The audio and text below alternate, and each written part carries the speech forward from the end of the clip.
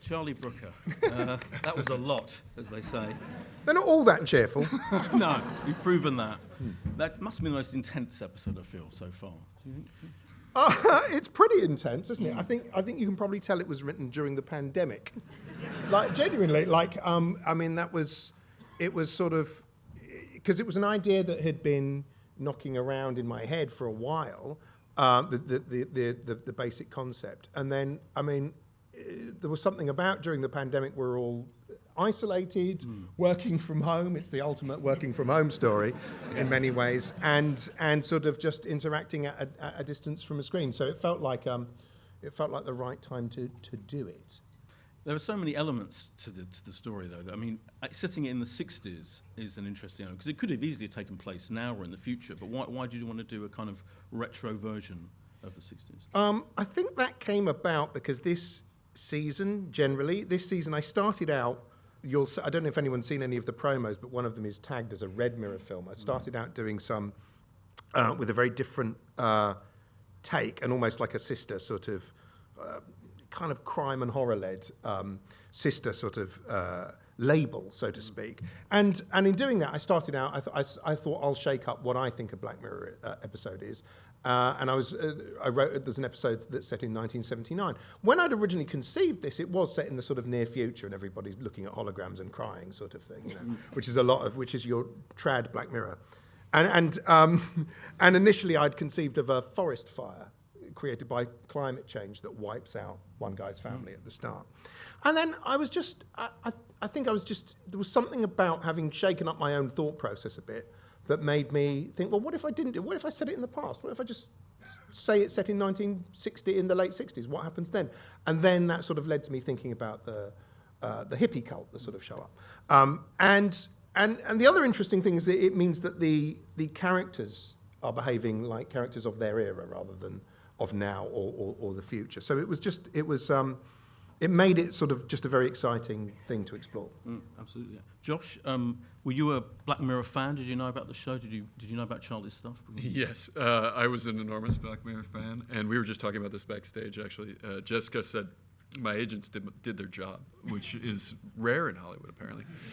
I didn't know this, but they called and said how much I would love to be in a Black Mirror if you were to make another one, and you guys offered me a part. And before I even read the script, I was on board for sure. And I think we had a conversation. It was kind of awkward where I was like, "Do you guys want me to do this?" And they're like, "Yeah, do you want to do it?" But it was after 20 minutes of like chat. Yeah, chat, nonsense chat. That went nowhere. But it was. But yeah, I was a huge fan, and still am actually, even after all this, even after the torture of making it. Yeah. And when you got sent this script, particularly with this character, this must be, I'm going to use the intense word again, this must be one of the most intense characters you've played. Yeah, I played some pretty intense characters over the years, but this was, and the odd thing was, I think in our initial conversation, I said, I think he's misunderstood or something to that effect. And for me, when I first read it, instead of it being like a white hat, black hat, good and evil kind of story, to me it felt like very much what Charlie was just talking about, it being during lockdown, sort of remote work, but also like a story of someone with abundance or someone with scarcity, dealing with love and dealing with companionship. Touch, the fact that these people haven't been touched in years, but they get this sort of simulated touch. And his obvious need from the very first scene to connect with Cliff on a different level, and that not ever coming to fruition, I felt like I get it. Like I just felt like I understood why he went to that place. So it didn't feel necessarily evil or overly intense. It felt like necessary. And when you read a script that has such dark elements to it, and it still feels necessary and entertaining, that's when you know you've got something really special. Where do you think, at what point do you think there's a point where he suddenly decides to do what he does in the end? I don't think that this is, you guys made it, so like I'm just in it. My personal take on it does not matter. But it's interesting. Yeah, go on. Anyway. No, sure. I never stop myself from giving an opinion to it. I would say that I don't think that it was his first choice of action, but I do think that he once it got to the point that Cliff denied him any sort of contact and said that she thought that he was a creep and that it was it was just utterly over for him and he has no place back on the planet, I think he decided he had to do something drastic. Yeah. Yeah. Do you agree, Charlie? Yeah, I do. I think it was sort of, that's the point of no return for it. It becomes a revenge. He's furious, and the guys in it are not role models by any stretch of the imagination in this story. So it was, but I think it was around then. Yeah. Jessica, you're new to the world, to the team of Black Mirror, and you produced the series, all 5 episodes. What was that like for you to join this team and join the show? And this particular script, when you saw this script, what did you make of it? And it does push back the boundaries, doesn't it, of kind of like, I'm going to use of intensity and heaviness. Yes, I mean, I loved it. It was one of the scripts that made me jump on board, so absolutely. I think, gosh, I love television, and so I've always been, I think we were talking about it, one of those people who pushes back on the concept that the television series is an 8-hour movie or anything like that. I really look at them as episodes, and they're an art form. But I feel like these are 5 movies, and that's really what I felt coming on board and what had come before me, the incredible work that had been built to how do you do these at the same time? How do you do them and have Charlie's vision stay very clear, but have 5 unique, incredible artistic directors have their vision stand? It's an incredible series. Absolutely. And each episode is directed by a different director. Why did you decide on John for this particular episode? Can you say that? While he's sitting next to you. Oh, that's a good question. I think it also has to do with, the beauty of what Charlie and the team has done before, was that it is a series that people want to be a part of. It is a series that people reach out to say, hey, I might be available if there might be one. And I don't know that we would have thought of John out of the blue as the perfect person. He was also someone who had said, I might be up for an episode, and I think we were looking at Beyond the Sea and looking at the intense, once again, task that it would ask of a director, and also I think also John's theater background and really understanding how to be in a small space with actors and how to also work with them to find these incredible connections. Then we also just got lucky that he wanted to do it. My agents did a good job as well. They put me up for it, so they connected the dots. I was going to say at the start, I wanted to just like thank John at the start because I think he's done. I think everyone's done a fantastic job. I think he did a good job. And it's interesting because it's part of the collaborative, because I remember quite early on you asked me a lot of questions about the script and I didn't have the answers and I probably bluffed in our initial meeting. I was terrified, and so I was thinking, because I slightly have a thing of, I was slightly thinking, oh God, I don't know the answer to this, but it just means that you sort of go away and you process it and you improve the script. Everything sort of just improves at every stage, which is good, obviously. John, what questions did you have when you were?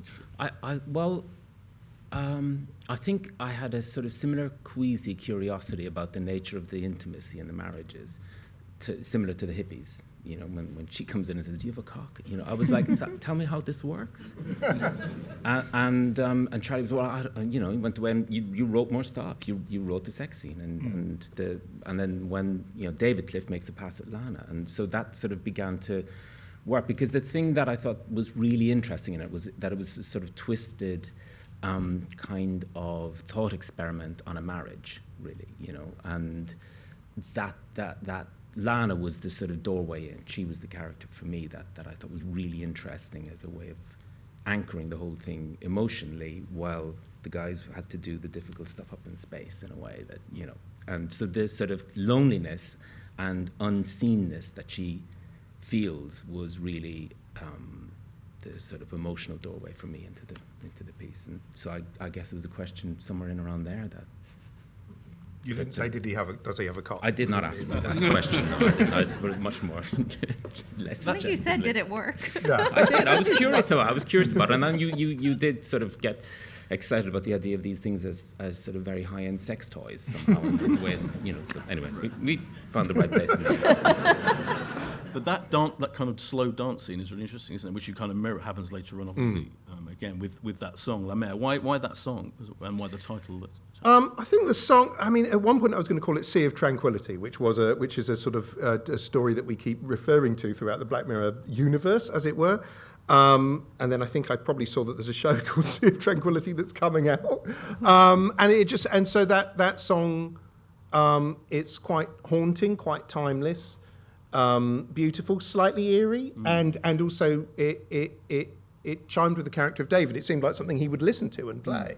So it was. So that was it really, and then there's a Jacques Brel tune that also plays. It's just very atmospheric and sort of beautiful, but slightly haunting. And timeless. So that was why. It works, yeah. Josh, what was it like, that home invasion scene where you're tied up and you're having to watch what happens to your family? What was it like? I mean, that is an extraordinary scene to do. What was it like filming that? We shot it for a lot longer than that. I mean, it was a harrowing day, I think. You tied me up. We tied you up. You laid me down and you made me imagine horrible things. And then you wanted another shot. But I mean, yeah, it's the worst. My wife is not going to watch this. She's anti-children being killed. Outrageous. I guess I'm complicit in this, but yeah. It was definitely. But that whole experience of being down, we shot some of this in Valencia, and it was the beginning of the shoot, and it felt like we were just out of that amazing house that we shot at. Was like that really exists, and we were able to do everything practically, and it just felt like, oh, we're making something really special, and this is outside of the usual sort of atmosphere of, I think, the Black Mirrors I'd seen before, and it just felt like that. I don't know. It just felt like it just was a lot of fun to be a part of, because it was the retrofuturistic sort of wet dream that I'd always kind of hoped I'd be a part of in film, but never thought I would get the chance to be a part of. So, and then of course child killing. I think our cast did an amazing job, and Josh especially. I think you did an amazing. You'd like just fantastic. I don't know how. I used to think. Before I ever went on a set, and you'd hear actors talking about how they'd take the role home with them, or they'd go to dark places, and I think sometimes as a viewer you can sit back and go, yeah, bullshit, come on, you're just making stuff up, right? You just pretend, and then you watch it, you watch close up, and I don't know how I don't know how you guys do it. I honestly don't. How you go through the intensity of it and having to do it repeatedly. I've got nothing but admiration for the work that you do. I never say nice things. No, it's a dissociative disorder that we don't have any. We have no soul. So. John, how about directing that scene? I'm fascinated by that scene generally, like what it said in the script, what the stage directions were, because there's a very clever kind of. You don't see anything, you just see, but you do have a kind of visual representation of what's going on. Yeah. How did you arrive at that? How to do it?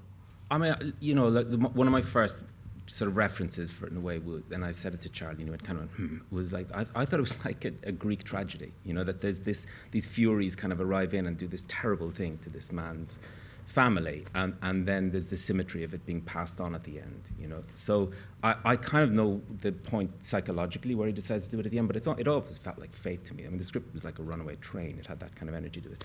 But I don't think Charlie's script implied that we would see or fetishize any of the violence, and we leaned very hard in that direction. And there's a sort of aspect in the script which is about looking, really, and that what's done to David is a very particular curated form of torture, that he has to look and see this a million miles away.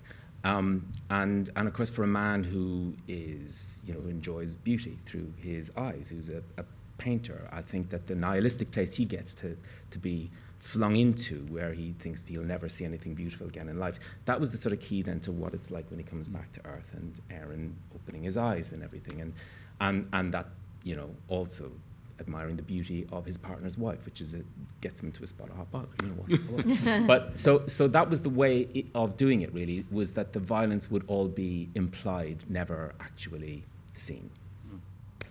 Jessica, when you read the script, that scene came up, what did you think? Oh, okay, we've got to be really careful about how we do this, or was it just there in the script how it was going to work?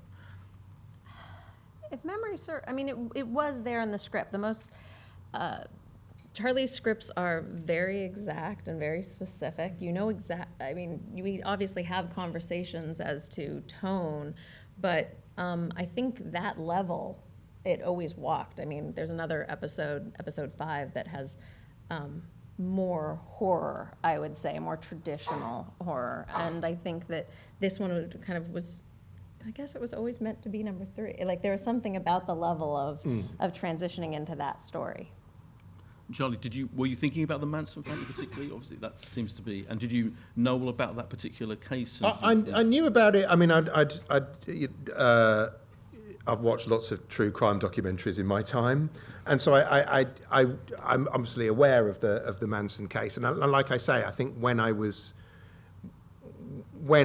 thought, oh well, hang on a minute, what if I set that story in the late 60s? It occurred, and that seemed to unlock a lot of things. So it seemed like it's a lot of things seem to fall into place. So they sort of come in. They're incredibly judgmental. They're incredibly violent. It's incredibly brutal, and it's a sort of deranged worldview that seemed more scary than a sort of natural disaster, which was what I envisaged originally. And I have to say, I mean, it is a real. The image of the hand being cut off still really creeps me out. That whole sequence. Yeah. So it wasn't. So it was sort of.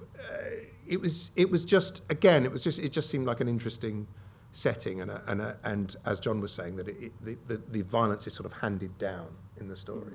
It's interesting you watched it with the audience, because there was definitely a slow dawning realization of what David was going to do. I didn't warn anyone at the start. I realized that I could have said something just before, but it's probably always best with Black Mirror if you go in not knowing what the fuck's going to happen. Yeah, completely. Yeah. Jessica made mention to the horror. I mean, actually, I felt like this. I'm lucky enough to have seen all the episodes, and it feels like more horror-y than before. Generally, is that fair? And if so, why do you think particularly that you wanted to punish us with this horrific moment? Well, although you see, I'd say we've also this season overall, we've also got probably one of our most overtly comic ones that we've ever done, which is like Joan is Awful. But certainly, there's quite a lot of horror. And I think, like I say, I started out, I thought I'm going to write some under the label Red Mirror for a while. And so that was sort of where my mind was going. I don't know, it's just the way they fell. It's just the way they came out that's really unpleasant. I was aware, at the back of my head, some people had said, oh, the last season was a bit frothy, wasn't it? A bit upbeat, a bit too cheerful. Well, fuck you. Changed. So there's an element of that, but it's just sort of the way they came out, I guess. Yeah, I mean, I don't know if you've seen. From the start, we set a tone early on in Black Mirror. From the beginning, we would generally. Yeah, with the pig. Yeah, with the pig. Well, the pig was one of the cheerier moments in that season. So that was always our tone to start with. Was definitely we always used to say, like, the show is like a box of assorted chocolates. You don't know what filling you're going to get, but it's always going to be dark chocolate on the outside. And hopefully that's even in our more comedic moments, there's still an element of that. Yeah, so that's probably why. Is that an answer? Was that an answer? Or That's just massive. It's a great answer. Fantastic answer. Jessica, let's talk about casting, because as well as Josh, you've got this incredible cast in this particular episode. Aaron, Paul, Kate, etc. How does it work? Does Charlie come to you and say, right, I want these people? Do you just looking for the right person? Because it feels like sometimes you're just getting people who have done brilliant stuff quite recently, and we're going to get them to be in Black Mirror as well. Well, I think it comes from all places. First of all, Gina J, who's with us tonight, is our casting director, and has been doing this. She's been doing this series long enough too that she knows, and obviously Charlie knows as well, some actors who have poked their heads up in the past, and maybe timing didn't work out or here or there. But also, just it's a wonder, the bliss of getting to work with, John and Charlie simultaneously between them. The ideas go back and forth with, I think there's a bit of a serendipity to this series, because they are shorter time commitments for the actors to be able to slip something in between two other projects. A lot of times on a series, you're asking for so much time or commitment that someone might want to be a part of it creatively, but just the timing doesn't work out. And so we had a little bit of wiggle room where we were able to move an episode a little bit one direction sometimes to make it also a schedule work. So it's just a really intimate conversation between Gina and Charlie, and in this case, John, to figure out the best people for each role. I mean, we got really lucky, I would say, for this episode in particular. Aaron had a very kind of small role in a previous episode, USS Callister, for, it's kind of a cameo. Yeah. He's a voice at the very end, and when we asked him, he said, "Well, I'll do it if it doesn't preclude me from doing another Black Mirror in the future." So we repaid that. Yeah, absolutely. And his, he was actually he'd just taken. I think he's okay. He had just taken a little paternity leave. He just said, "I'm going to just take some time, and I'm not going to work." And we got the signal from Gina and I kind of both got the signal from his team that, well, we might just break through. We might just give him a quick word. And he said, well, if it's from Charlie, please send it. And so we had the fortune of having his whole family over. And Kate actually had her family here. And so was open to being in London for a short period of time. So just it was kind of happy serendipity as well as people wanting to work with the people. Because it was, there were some scenes in Spain, but predominantly it was shot here in Britain during that heat wave we had last year as well. I think that the day up with the tree, the scene under the tree, that was the hottest day. That was what it was like 35 degrees. Yeah. Even hotter than today. Yeah. And Aaron Paul was in a cashmere cardigan. Yeah. God bless him. Josh, you've got a cardigan on today, which it's everywhere. We're all I didn't realize how it's. Yeah, you can see who I've hugged. Josh, what was it like watching Aaron kind of playing you to some extent, playing your character? It's hideous. The Brits are always coming over and stealing our jobs, and now the Americans are stealing our jobs. Our jobs, I'm talking as an American, but I live here. I'm trying to steal your jobs. It was actually, it was interesting to see him take on certain mannerisms and take on certain speech patterns, which I thought was the most fun, because he slowed down his way of speaking, and he sort of, did a lot of sort of eye acting, which I thought was interesting, because I don't really see myself doing that, but apparently I do. It's like, it's the great fun of having somebody make fun of you on a playground when you're a kid, and they like do an impersonation of you, and you're like, is that really how I am? And everybody's like, yeah, that's exactly who you are. So yeah. I noticed his walk this time, and the second time I was seeing it was definitely changes his walk when he becomes you. Did he? Yeah. So what did it look like? Kind of slower, more, I don't know, something more, slightly Dashing. More masculine. Yeah. Or was it? More masculine. Aaron's incredibly masculine. Thanks, I guess. Yeah. And John, what was it like directing that? Because that's an interesting thing, isn't it? To have, it gets quite complicated towards the end. Well, you see, I was quite keen that he wouldn't impersonate Right. in any way, and actually that, and also it was shot out of sequence, So they didn't do any of their stuff on the ship until after Aaron had shot all of David Cliff, as it were. And really, for me, was all about him waking up and seeing himself anew and seeing the world anew again. And there was a definite important shift of his attitude to the world. The tone of everything was different because he was different, as it were. He saw the world differently, literally. But I was keen for it not to feel like it had to be in any way mannered or an expression of that. So it's interesting that you can see elements of yourself in it. Good. That's good. Yeah, That's good. Yeah. I love that bit at the end where you kick the chair to him. What do you think what do you think it make of that moment when you read it on the script? Well, that was in the script. Yeah, it was. Every move was in the script. Right. We did some more emotional versions of that, and really, John brought me back to the way of thinking that I think works best in the piece, where he's holding all that in at this point, and it's just a matter of fact. Like, here we are, we're now in this together, and there's no turning back. I mean, he says early on in the show that it's a two-person ship, and they can't really fly it on their own, either one of them. So, I think I take the view that David saved Cliff's life and David's life. I mean, like, in a way, they wouldn't have been able to continue like that. There would have been a massive bust-up of some sort. I assumed when I was reading the script that David was going to kill Cliff, or that he was gonna kill Cliff and then just assume his body on Earth and just pretend to be Cliff. And I was like, that's horrible. And like, nah. And then I saw this and I was like, oh, that's worse. Yeah,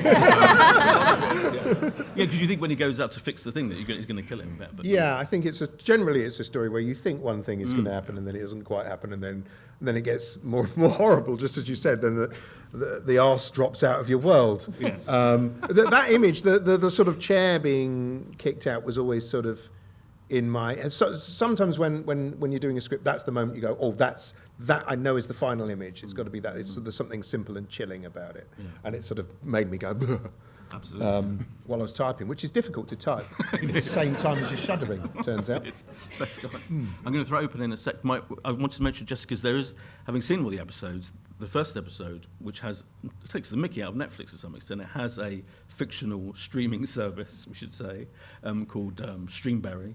What did Netflix think of that whole idea, that you're to some extent satirizing the whole world of Netflix? And what did you think when you thought, I'm producing this show where on Netflix, where we're kind of a little bit making fun of Netflix? Oh, it was a blast. I'll say without spoiling anything that the streamer is called Streamberry. And it popped up in Joan is Awful, and we kind of had this idea. Originally, it was a little bit more streamer agnostic than just Netflix, and I think we were messing about our director, Ali Pangu, Charlie, Joel Stokes, who's also here, who's the producer of that episode and the co-producer of the entire series this season.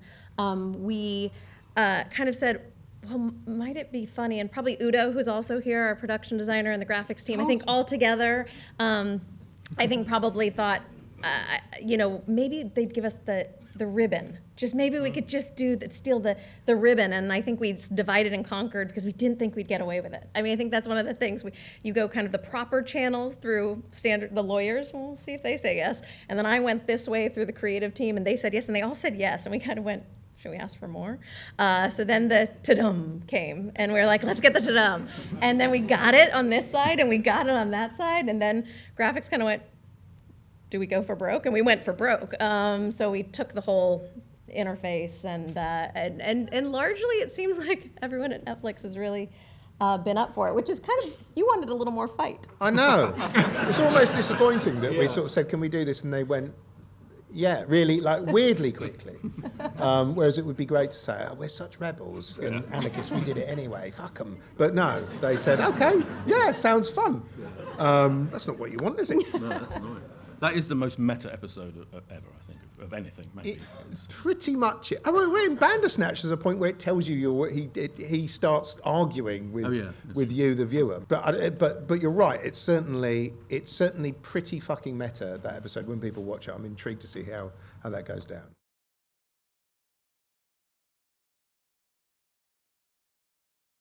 I mean, we could. I mean, just in terms of being on like a streaming platform. There is like I mentioned, Bandersnatch. That was 5 hours of footage.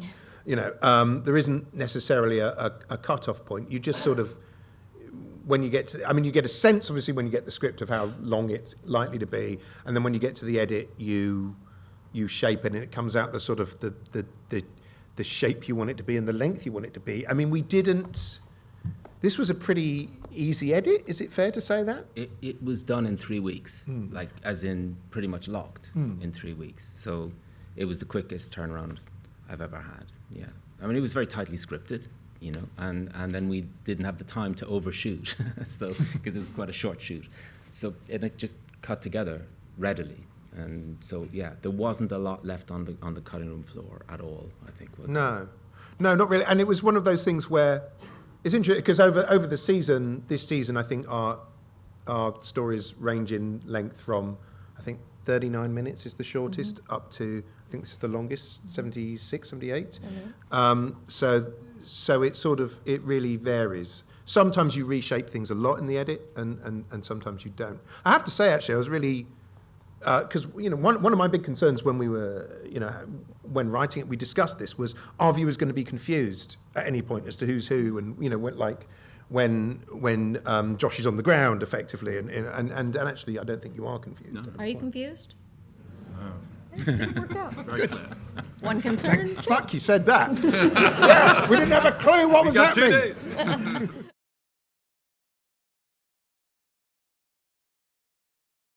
They were all scripted. They were all scripted. There isn't that. I mean, it's like sometimes there's a little. Like the Illustrated Man was there deliberately because I haven't read the book, but I've seen the film, and the film, which was like an anthology sort of like. And I remember seeing the film late at night once, and it scared the shit out of me.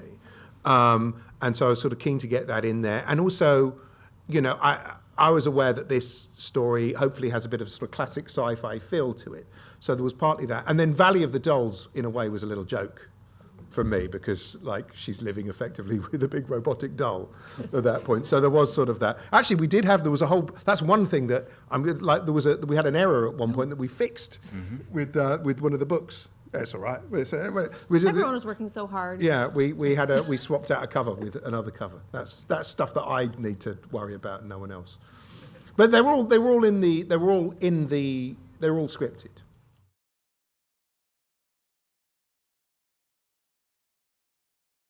I mean, it's a fucking nightmare, but it's a fun fucking nightmare, isn't it? It is like. I mean, you likened it to it's like raising 5 Absolutely. children or something. 5 children of different ages who all need very different things at a different time, but some are going to be the priority of the day.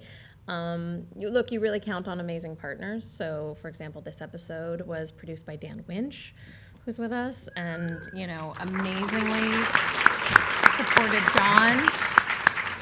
And I think that one of the things about each episode is that not only do they obviously have their own cast and their own director and their own producer, they have their own DOP, so Stuart's here, and we have their own editor. So they are these little, they are movies, right? They are their own productions that you are ushering along. And so the great news is they'll keep going without you at times.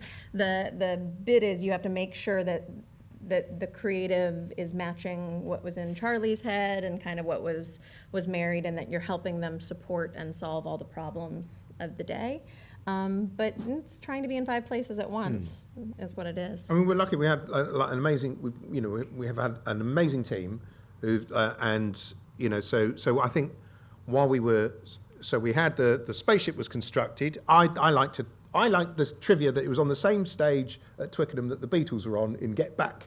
And we were filming 1969, so that felt like a nice bit of serendipity. And so we'd be going, I think at that point, we were right in the middle, weren't we? So we were going from the edit for episode 1, I think. We'd be going from the edit to 1 to sort of like, I'd be going through some redrafts probably for another episode. You were doing that for 4. I was in Spain with Maisie, then joined them in Spain. So it was just a lot of... There's just a lot of plates spinning, but luckily... And then poor Udo flying all over the place too. Yeah, he did an amazing job on the look of everything. Is like amazing, isn't it? And I would say that it is mental. And in terms of like my input, I try and be precise in the scripts, and then I really like the part of the process where you talk to the directors, talk to the cast, and everyone brings like new perspectives on everything, because it makes me look cleverer. Ultimately, it makes it look like I thought of all of that, and I didn't. So that's fun. And then my favourite bit, while we're shooting, I tend to sort of be a bit more background. I don't tend to like sit by a monitor going, could they do that again? Because I think that would be really fucking annoying. But you're on set most of the time, are you? Not all the time. I do. I always watch. I watch all the dailies. I go. Not all the time. No, not all the time. It slightly depends where it is. That sounds really flippant, doesn't it? Well, sometimes I can't be. If we're shooting in Spain, yeah, sure. I can't be in. The house was in Kent this time around, but so I couldn't go to Spain because I think I was having to do something else here at the same time. But then the edit is my favourite bit as well of the whole process, because I think that's where if something isn't working in your script, you can often make a big change, or there's something that was in your script and it wasn't apparent, and so you can sort of bring that out. So that's sort of my favourite bit. And then there's the lovely sort of home straight of all the mixing and the VFX and the grade and all of that stuff, which is just sort of luxurious. And I enjoy that. I enjoy that process a lot. By the time you get to the end, you've seen these things. I must have seen this 90 times, something like that. And I still enjoy it, which is a strange thing to say, considering what happens in it. Not at all.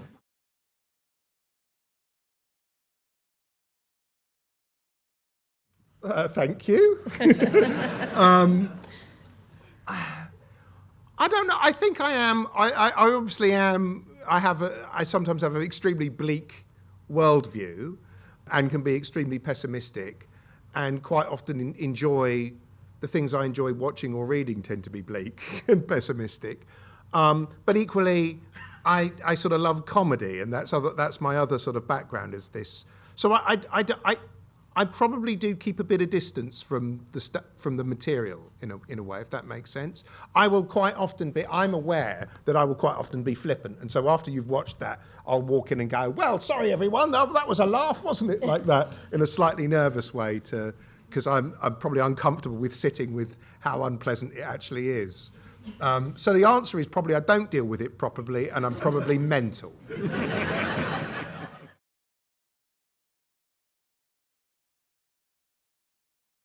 It would be brilliant right now if I say yes, but that might be subconscious.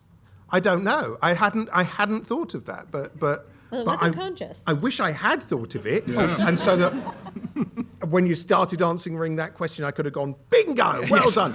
But no, that hadn't. Somebody else said, because I like I said, it's all a bit. It feels like a bit pandemic-y. It's a bit Zoom, isn't it? It's a bit working from home. Somebody did say to me, and the hippie gang who come in have all got like Greek letters as their names, which is like coronavirus variants. And I thought, and then I thought, because I think at the time we were up to Omicron, and I thought, I hope we don't get up to Kappa and all the rest of it. Fuck. So I don't know if it was that was subconscious theft. But it was like the elephant in the room then when we were making it, which is sort of 2001. We were like, don't look at the elephant in the room because nobody's going to bring that on. You know, it's like you're not going to go up against 2001. So we were trying to keep that in the shadows when we were making it. You know, not come off second best. I'll just make that canon. Yeah. Yes, they were. Yeah. Well done.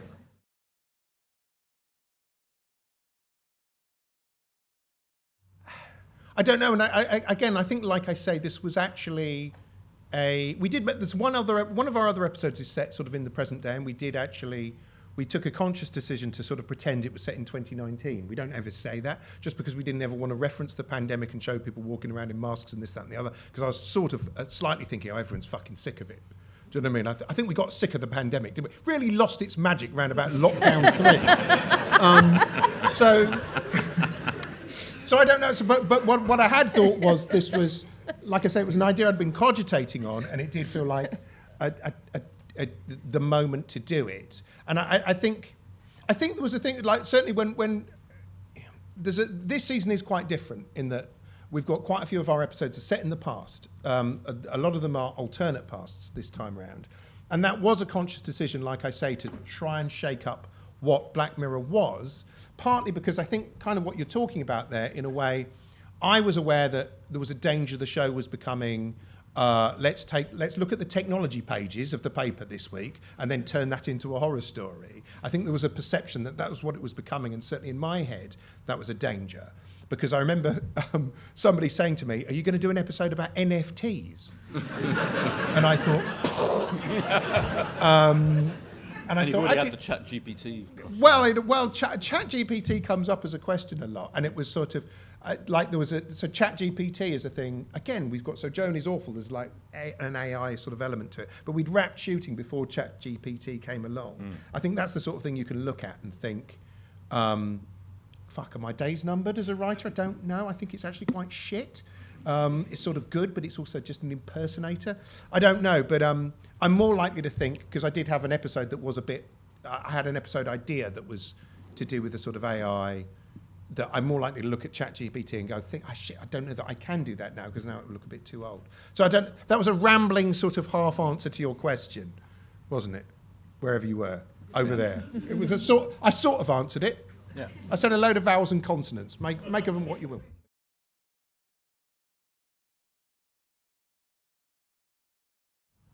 I mean, each episode has a different producer. It's kind of it's some of it is based on their skill, like kind of the way they work with certain directors, or some have a little bit more like VFX background. It's a bit, I think, pairing the right material with the right person. In a fun time, we were having a conversation with Dan Winch about doing an episode at the same time we were having a conversation with John, and their schedules lined up, and you two had worked together in the past, which meant That's right. for a nice connection In here. a previous life, when Dan was the first AD, he was the first AD on a film I made called Boy A for Channel 4 back in the day. Which I wrote a very You, nice, you, glowing you wrote review a of. good review, I hear. Yes. There you go. It didn't happen that often when I That's would how do it that. all came together. There you go. Thank God.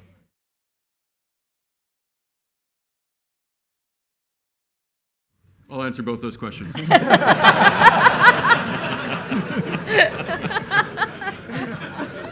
No other actors want to be in this. And they're going to have a tough time getting me back, so it's pretty much just over, isn't it, guys? No, I would come back in a heartbeat. I'm very grateful to be here, and it was a dream come true, as I said earlier. And yeah, I don't know. There's nothing but sweetness in that answer, which is very annoying. We've sometimes had there's no rule that says an actor can't come back to Black Mirror. We have had some. We've got Monica Dolan is in this season as well, who was in Smithereens in season 5. And Jana Vasant, who stars in Demon alongside Papa. She was in Nosedive. She had a small part in Nosedive.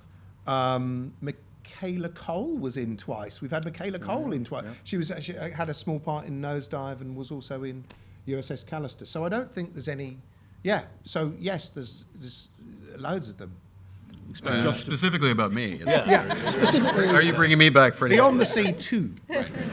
Beyond the Sea. Season 7, the Josh Hartnett series. Yeah.